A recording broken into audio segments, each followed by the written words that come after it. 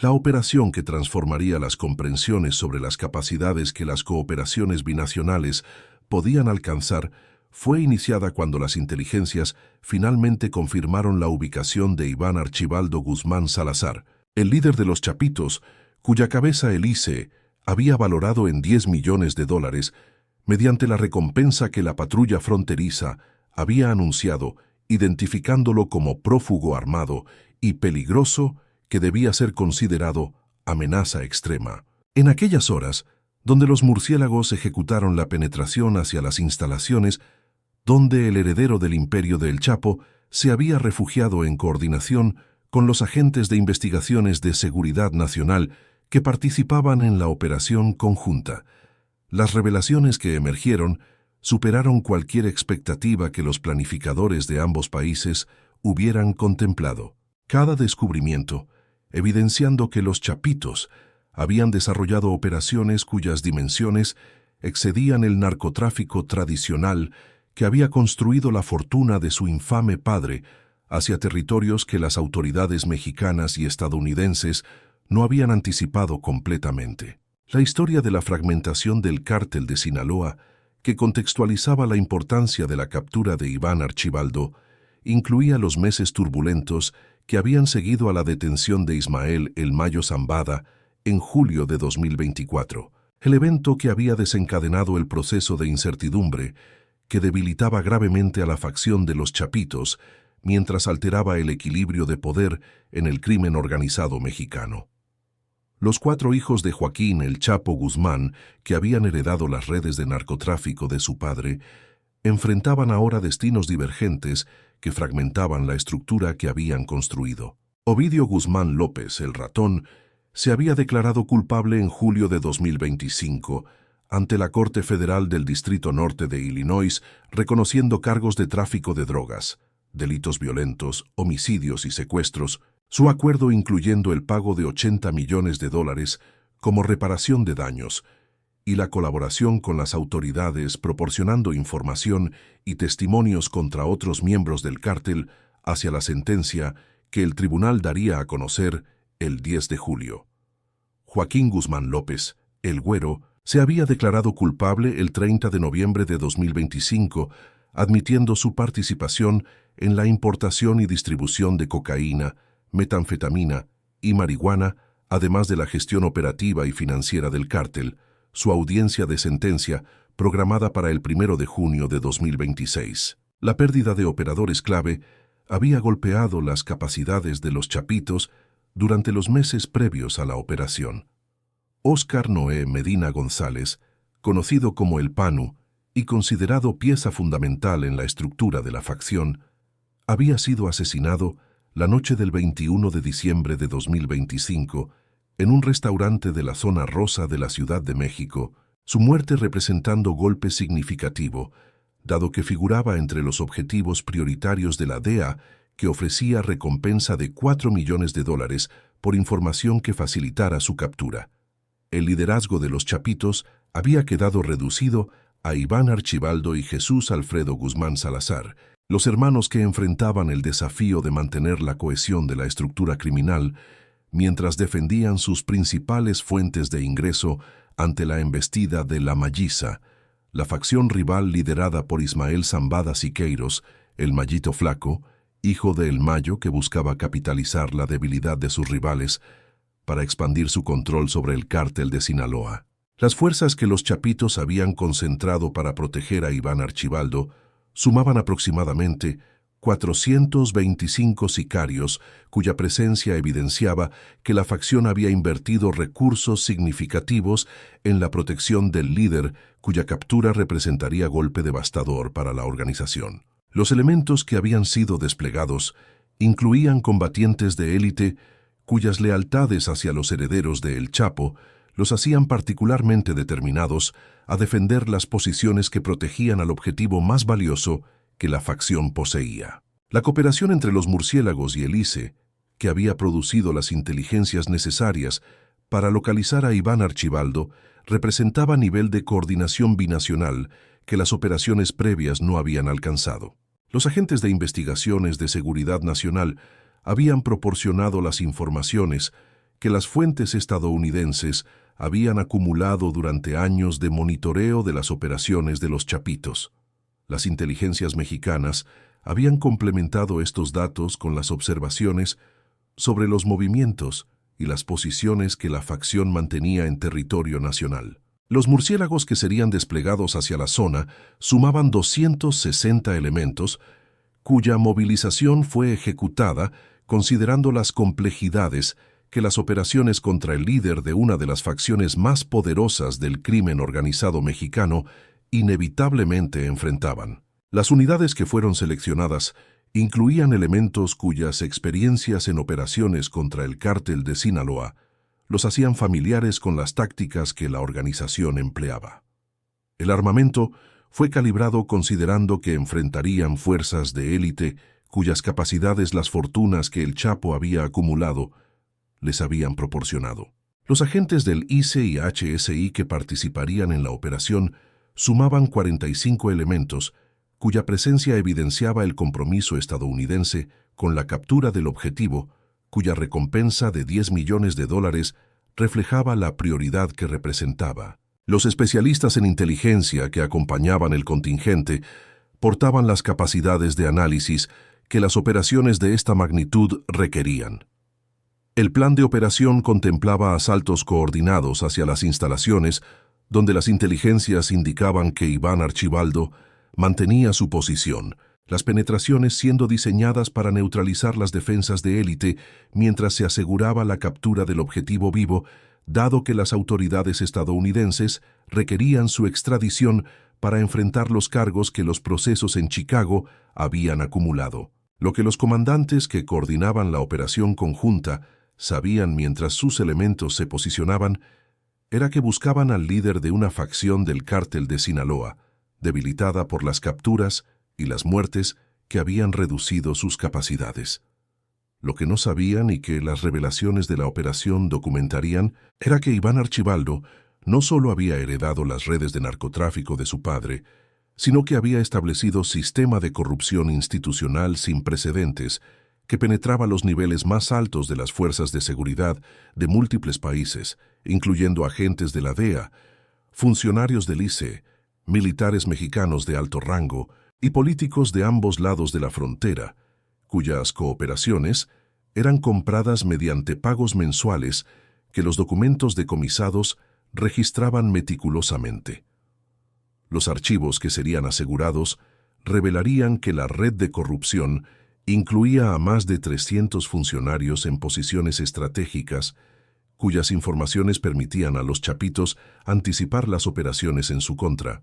Las fugas de inteligencia explicando cómo la facción había evadido capturas durante años, mientras sus rivales caían ante las autoridades, sistema cuyo costo anual excedía los $200 millones, pero cuyo valor en protección era incalculable, dado que había mantenido a Iván Archibaldo libre mientras sus hermanos eran capturados uno tras otro. La red de corrupción institucional que Iván Archibaldo había construido representaba la evolución más sofisticada de las prácticas que su padre había empleado durante décadas, pero llevadas hacia niveles de sistematización que el Chapo nunca había alcanzado.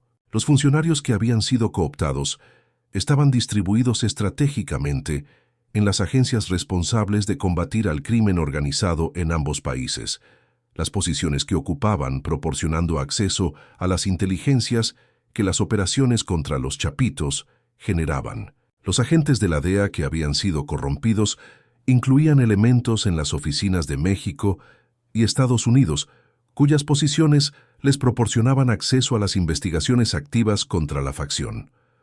Los informes que compartían con la organización incluían los nombres de los informantes que colaboraban con las autoridades, los planes de operaciones que estaban siendo preparados y las evidencias que estaban siendo acumuladas.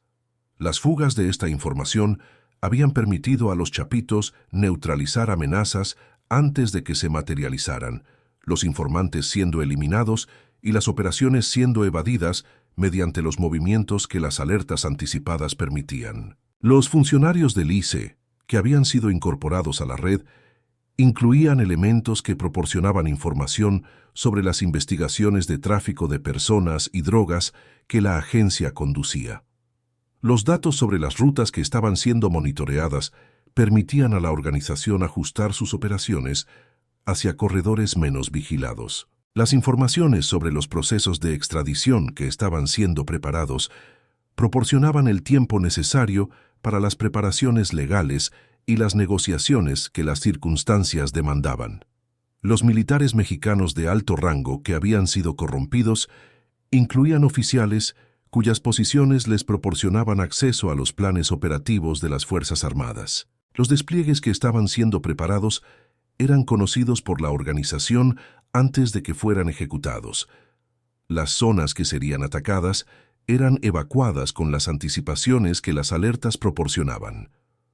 Los movimientos de tropas que eran observados por los elementos corruptos eran reportados hacia las estructuras que los procesaban, hacia las acciones que las protecciones demandaban. Los políticos de ambos países que habían sido incorporados a la red incluían legisladores, funcionarios estatales y administradores locales cuyas posiciones les proporcionaban las influencias que la organización requería. Los que controlaban presupuestos de seguridad facilitaban las asignaciones que beneficiaban a las zonas donde la organización operaba. Los que participaban en comités de inteligencia proporcionaban las informaciones clasificadas que las protecciones demandaban. Los que administraban jurisdicciones fronterizas facilitaban los cruces que las operaciones de tráfico requerían. Los pagos que la red demandaba eran ejecutados mediante sistemas que minimizaban las posibilidades de detección. Las criptomonedas que eran utilizadas para las transferencias hacia los funcionarios estadounidenses eliminaban los rastros que los sistemas bancarios tradicionales habrían producido. Las propiedades que eran adquiridas a nombre de familiares de los funcionarios mexicanos proporcionaban los valores que las compensaciones representaban. Los negocios que eran establecidos como fachadas generaban los ingresos aparentemente legítimos que los funcionarios podían demostrar. Los registros que Iván Archibaldo mantenía sobre los funcionarios corrompidos incluían las documentaciones meticulosas que las protecciones y las coerciones requerían, las fotografías de los encuentros donde los pagos eran ejecutados, las grabaciones de las conversaciones donde las informaciones eran proporcionadas, los recibos de las transferencias que documentaban los flujos financieros. Los archivos que serían decomisados contenían las evidencias que permitirían los procesamientos de cientos de funcionarios cuyas traiciones las documentaciones revelaban. Las coordinaciones que fueron establecidas para la operación incluyeron los protocolos excepcionales que las sospechas sobre infiltraciones demandaban. Los comandantes limitaron el conocimiento sobre los planes a los círculos más reducidos posibles. Las comunicaciones fueron ejecutadas mediante canales que los sistemas de monitoreo de la organización no pudieran interceptar. Los movimientos fueron diseñados para parecer ejercicios rutinarios hasta que los asaltos fueran ejecutados. Las unidades médicas que acompañaban los contingentes fueron preparadas considerando que las operaciones contra las fuerzas de élite que protegían al líder de los Chapitos producirían bajas significativas. Los equipos fueron calibrados para manejar las casualidades que los enfrentamientos contra combatientes cuyas capacidades las fortunas del cártel habían desarrollado generarían. Los asaltos fueron iniciados a las 4:17 de la madrugada cuando los contingentes ejecutaron las penetraciones hacia las instalaciones donde las defensas de los Chapitos habían sido establecidas para proteger a Iván Archibaldo. Los elementos que avanzaron hacia las posiciones identificadas enfrentaron las resistencias que los sicarios de élite que protegían al heredero de El Chapo ofrecieron con las intensidades que la defensa del objetivo más valioso de la facción demandaba. Los sicarios de los Chapitos que fueron alcanzados por los primeros asaltos respondieron con las capacidades que las inversiones de la organización les habían proporcionado. Los combatientes que defendían las posiciones demostraron las determinaciones que la protección del líder, cuya captura significaría el fin de la facción, demandaba. Cada posición siendo defendida con las resistencias que las circunstancias justificaban completamente. Los combates que se desarrollaron alcanzaron las intensidades que los enfrentamientos contra fuerzas de élite que protegían al líder de una de las organizaciones criminales más poderosas del hemisferio inevitablemente producían. Las defensas que habían sido preparadas fueron ejecutadas con las precisiones que los entrenamientos y los recursos que la facción poseía permitían. La captura de Iván Archibaldo fue ejecutada cuando los elementos penetraron hacia el búnker donde el líder de los Chapitos se había refugiado, cuando las defensas exteriores comenzaron a colapsar. El heredero del Chapo fue detenido junto con los miembros de su círculo interno, cuyas posiciones dentro de la organización los interrogatorios documentarían. Las resistencias de los últimos guardias fueron neutralizadas mediante las tácticas que tales situaciones demandaban. Los documentos que fueron encontrados en las instalaciones revelaron las evidencias que confirmaron las dimensiones de la red de corrupción que había sido construida. Los registros de los 300 funcionarios corrompidos fueron decomisados hacia los procesamientos que las traiciones documentadas demandaban. Las comunicaciones que evidenciaban las fugas de inteligencia fueron aseguradas. Los archivos financieros que documentaban los pagos fueron catalogados hacia las investigaciones que seguirían. Los equipos de comunicación que fueron analizados revelaron las coordinaciones que la organización mantenía con los funcionarios corrompidos, los mensajes evidenciando las informaciones que habían sido proporcionadas y las alertas que habían permitido las evasiones de operaciones previas. Las comunicaciones que documentaban los intentos de la organización por obtener información sobre la operación actual evidenciaban que los canales excepcionales que habían sido utilizados habían funcionado para prevenir las fugas que habrían alertado al objetivo. Los combates se extendieron durante aproximadamente 11 horas, conforme las resistencias de los Chapitos fueron sistemáticamente neutralizadas a través de las diferentes instalaciones donde las posiciones habían sido establecidas. Las defensas cedieron cuando los recursos que las resistencias requerían fueron agotados por las presiones sostenidas que los asaltos mantenían. Las operaciones de consolidación que siguieron procesaron las instalaciones sistemáticamente durante días, mientras los equipos especializados aseguraban las evidencias sobre las redes de corrupción que los archivos documentaban y los especialistas del ICE y HSI catalogaban los materiales que serían utilizados en los procesamientos estadounidenses contra los funcionarios corrompidos que habían sido identificados en los registros meticulosos que Iván Archibaldo había mantenido.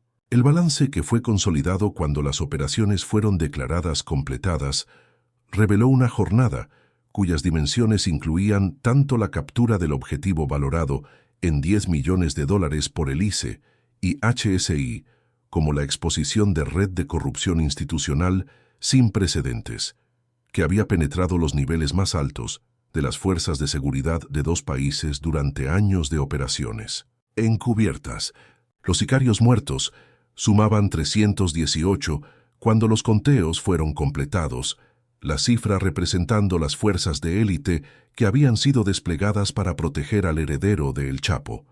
Los capturados incluyeron a Iván Archibaldo y 59 personas vinculadas con las operaciones de la facción, incluyendo coordinadores, operadores financieros y miembros del círculo interno cuyo conocimiento las investigaciones requerían para completar los mapas de las redes de corrupción que habían sido expuestas. Las bajas del lado de los murciélagos evidenciaron que las operaciones contra fuerzas de élite que protegían al líder de una de las organizaciones más poderosas producían costos extraordinarios. 27 elementos habían muerto durante las horas de combate, distribuidos entre los sectores donde las resistencias habían sido más intensas. 63 elementos adicionales habían resultado heridos. Los agentes del ICE habían sufrido 4 bajas con 11 heridos adicionales. Los documentos y registros que fueron analizados durante las semanas siguientes revelaron las dimensiones completas de las redes de corrupción institucional que Iván Archibaldo Guzmán Salazar había construido durante los años que había liderado los Chapitos. Los archivos confirmaron que más de 300 funcionarios en posiciones estratégicas de las Fuerzas de Seguridad de México y Estados Unidos habían sido corrompidos mediante pagos sistemáticos. Las fugas de inteligencia que proporcionaban explicando cómo los Chapitos habían evadido capturas durante años, mientras otras organizaciones criminales y sus propios hermanos caían ante las autoridades, que las traiciones mantenían informadas sobre las amenazas que enfrentaba el líder, cuya cabeza valía $10 millones. Las implicaciones de las revelaciones produjeron respuestas que sacudieron las instituciones de seguridad de ambos países con las consecuencias que tales corrupciones sistemáticas demandaban. Los agentes de la DEA identificados en los registros decomisados fueron detenidos hacia los procesamientos que sus traiciones demandaban mientras las agencias enfrentaban las revisiones internas que las infiltraciones expuestas hacían necesarias. Los funcionarios del ICE que habían sido corrompidos enfrentaron las consecuencias de sus cooperaciones con la organización criminal que habían jurado combatir. Los militares mexicanos de alto rango, cuyas cooptaciones habían sido documentadas meticulosamente en los archivos, fueron procesados por los tribunales militares. Los políticos de ambos países, cuyos nombres aparecían en los registros de pagos, enfrentaron las investigaciones que las evidencias documentales justificaban hacia los procesamientos que las traiciones contra sus naciones demandaban. Los medios que cubrieron el evento enfrentaron reportar operación cuyas dimensiones incluían tanto la captura del líder de los Chapitos, valorado en $10 millones por el ICE, como las revelaciones sobre red de corrupción institucional sin precedentes que había penetrado las agencias de seguridad de dos países, permitiendo a la organización evadir las consecuencias de sus crímenes durante años, mientras sus rivales y sus propios hermanos caían ante las autoridades que Iván Archibaldo había logrado evadir gracias a las informaciones que los funcionarios corrompidos proporcionaban. Las familias de los 27 murciélagos y los 4 agentes del ICE caídos recibieron noticias mediante protocolos cuya solemnidad las pérdidas demandaban en ambos países. Las visitas de oficiales a hogares en México y Estados Unidos ejecutaron escenas donde los sacrificios fueron contextualizados como contribuciones a operación que había capturado al heredero del Chapo, mientras exponía las traiciones institucionales que habían protegido a la organización durante años, de operaciones que ahora enfrentaban las consecuencias que las documentaciones decomisadas demandaban. Los funerales fueron ejecutados con solemnidades que los sacrificios demandaban en ambas naciones. Los ataúdes cubiertos con banderas de México y Estados Unidos fueron honrados en ceremonias cuya cobertura mediática enfatizó que las muertes habían logrado la captura del objetivo más buscado del cártel de Sinaloa, mientras exponían las corrupciones institucionales que habían permitido a la organización operar con impunidad durante años de operaciones que las traiciones de cientos de funcionarios habían protegido, hasta que los documentos decomisados revelaron las verdades que las instituciones de ambos países ahora debían confrontar. Las lecciones sobre las vulnerabilidades de las instituciones de seguridad ante la corrupción sistemática fueron incorporadas a las reformas que ambos países implementaron durante las semanas siguientes a las revelaciones que la captura de Iván Archibaldo había producido. Los protocolos de verificación de antecedentes para los funcionarios en posiciones sensibles fueron fortalecidos hacia las detecciones que las corrupciones futuras requerirían. Los sistemas de monitoreo de las comunicaciones y las finanzas de los empleados de las agencias de seguridad fueron intensificados. Las consecuencias para quienes fueran detectados colaborando con organizaciones criminales fueron endurecidas hacia las disuasiones que las protecciones institucionales demandaban. Las colaboraciones binacionales que la operación había demostrado como posibles fueron institucionalizadas hacia las coordinaciones permanentes que las amenazas compartidas requerían. Los protocolos de compartición de inteligencia fueron establecidos con las salvaguardas que las preocupaciones sobre infiltraciones demandaban.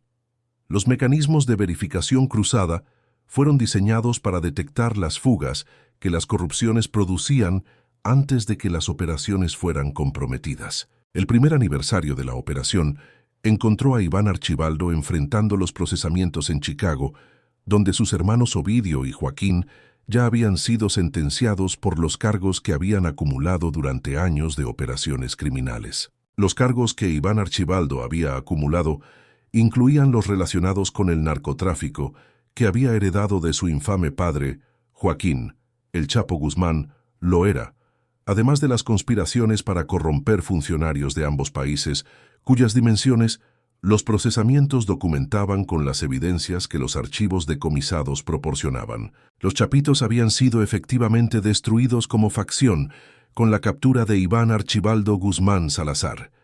La estructura que había sido construida sobre el legado de El Chapo había colapsado bajo el peso de las capturas que habían removido a todos los herederos de las posiciones de liderazgo que habían ocupado desde la extradición de su padre a Estados Unidos. Jesús Alfredo, el único hermano que permanecía libre, enfrentaba las presiones de la Malliza, liderada por el Mallito Flaco, sin los recursos ni las protecciones que la red de corrupción había proporcionado durante los años de operación que ahora habían terminado definitivamente. La fragmentación del cártel de Sinaloa que la captura de El Mayo Zambada había iniciado en julio de 2024 había alcanzado su culminación con la destrucción de los Chapitos como fuerza organizada capaz de disputar el control de la organización que su padre había construido durante décadas de operaciones, que lo habían convertido en el narcotraficante más infame de la historia mexicana. La Malliza, liderada por el Mallito Flaco, emergía como la facción dominante dentro del cártel de Sinaloa, tras la destrucción de sus rivales mediante las capturas y las muertes que habían removido a todos los herederos del Chapo de las posiciones de poder que habían ocupado. Las dinámicas del crimen organizado en México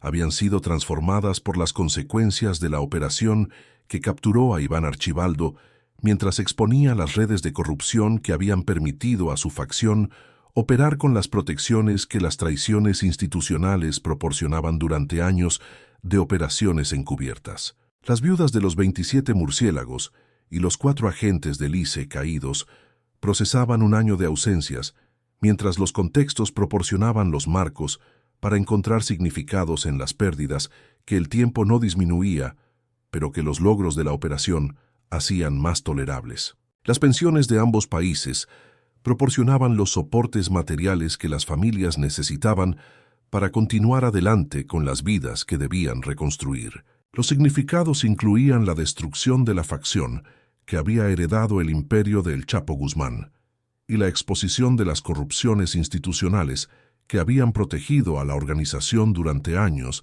mientras los hermanos de Iván Archibaldo caían uno tras otro ante las autoridades que él había logrado evadir gracias a las traiciones que los documentos decomisados finalmente habían revelado. Las ceremonias binacionales que honraron a los caídos fueron ejecutadas con las solemnidades que los sacrificios compartidos entre dos naciones demandaban. Los funcionarios de ambos gobiernos participaron en los homenajes que reconocían las contribuciones de quienes habían dado sus vidas por la captura del objetivo más buscado del cártel de Sinaloa. Los cementerios donde los caídos fueron enterrados se habían convertido en lugares cuyas visitas los aniversarios intensificaban con las solemnidades que tales fechas demandaban. Las tumbas recibían las atenciones que viudas, padres, hijos y compañeros proporcionaban con las regularidades que el duelo transformaba en rituales de memoria y honor. Los niños que acompañaban estas visitas crecían comprendiendo que sus padres habían muerto capturando al heredero del narcotraficante más infame de la historia mexicana, mientras exponían las traiciones que habían permitido al crimen organizado operar desde las sombras de las instituciones que debían combatirlo durante años de impunidad que los sacrificios finalmente habían interrumpido. Los murciélagos que habían participado en la operación y sobrevivido continuaban carreras informadas por experiencias que descubrir las dimensiones de las redes de corrupción había producido. Los que habían procesado los documentos que evidenciaban las traiciones de cientos de funcionarios portaban memorias de las complejidades que las economías criminales presentaban cuando penetraban las instituciones que supuestamente las combatían. Los funcionarios que habían sido identificados en los registros decomisados enfrentaban los procesamientos que sus traiciones demandaban en ambos países, con las consecuencias que tales delitos producían. Los agentes de la DEA, que habían sido corrompidos, enfrentaban cadenas perpetuas por sus cooperaciones con la organización que habían jurado combatir. Los funcionarios del ICE procesados demostraban que las consecuencias alcanzarían a todos quienes habían traicionado sus juramentos. Los militares mexicanos enfrentaban los tribunales que determinarían las penas que sus cooptaciones merecían. Los políticos cuyas corrupciones habían sido documentadas veían sus carreras destruidas mientras los procesamientos avanzaban. La noche que descendía sobre Sinaloa un año después, encontraba territorio donde las consecuencias resonaban en la destrucción de los chapitos, en los procesamientos de cientos de funcionarios corrompidos y en las reformas que ambos países implementaban para prevenir las infiltraciones que habían sido expuestas. Las luces de las comunidades brillaban sobre paisajes donde el legado del Chapo había sido finalmente destruido con la captura de su heredero, cada destello siendo evidencia de las posibilidades que los 31 hombres que habían muerto habían abierto mediante sacrificios que capturaron al líder valorado en $10 millones mientras exponían las redes de corrupción que habían permitido a la organización criminal más poderosa de México operar con la impunidad que las traiciones institucionales proporcionaban. Las consecuencias de la operación extendiéndose hacia cada agencia y cada funcionario que había creído que sus cooperaciones con el crimen organizado permanecerían ocultas para siempre, hasta que los documentos decomisados en las instalaciones donde Iván Archibaldo fue capturado revelaron las verdades que las instituciones de ambos países ahora enfrentaban con las reformas y los procesamientos que las traiciones documentadas demandaban hacia los futuros, donde tales corrupciones serían más difíciles de establecer y mantener gracias a los sacrificios que los 31 caídos habían ejecutado persiguiendo al heredero del imperio criminal más infame del hemisferio occidental.